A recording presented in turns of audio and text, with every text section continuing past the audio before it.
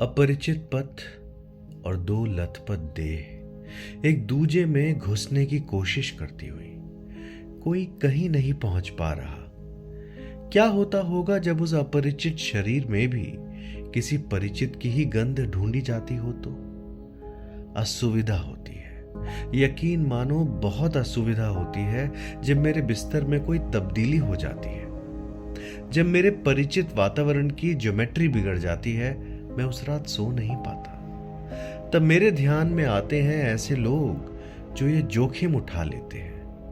वो सैर करके आते हैं नई नई ज्योमेट्रिकल संरचनाओं में अपरिचित गंध की।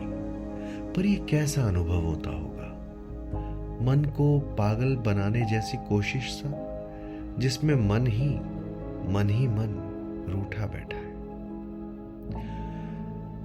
जब तुम चढ़ा लेते हो रात के अंधेरे में एक अनजानी देह के भार को अपने ऊपर, तब सबसे पहले टटोलते हो और फर्क करते हो उस देह की गंध और मांसलता का। तुम आंखें नहीं मिलाना चाहते, आंखें वो भी नहीं मिलाना चाहता जो तुम्हें खुद टटोल रहा है।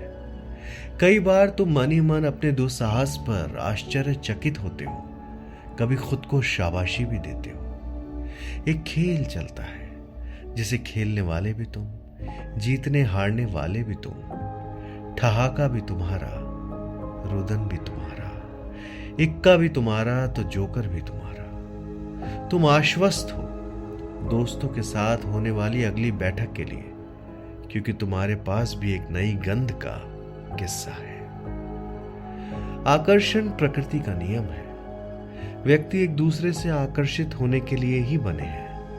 यदि कोई आदमी किसी खूबसूरत स्त्री की उपस्थिति और उसकी मांसल गंध से आकर्षित नहीं होता, तो संभवतः वो झूठ बोल रहा है या उस अवस्था को पार कर गया है जिसमें ये बातें स्वाभाविक है।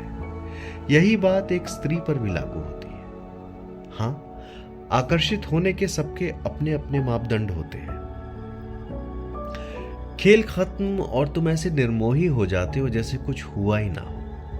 तुम फिर अपने जीवन में लौट जाते हो। ये रात किसी सामान्य रात की तरह अंकित हो जाती है तुम्हारे मन की डायरी में। तुम्हें बहुत अच्छे से पता है कि तुम्हारे शरीर का हर सेल इस स्मृति को याद रखेगा, चाहे तुम्हारा दिमाग रखना चाहे या ना चाहे। और वो तुम्हें इसकी याद दिलाता रहेगा जब तुम सो रहे होगे अपने जाने पहचाने वातावरण में, उस परिचित देह से सटकर।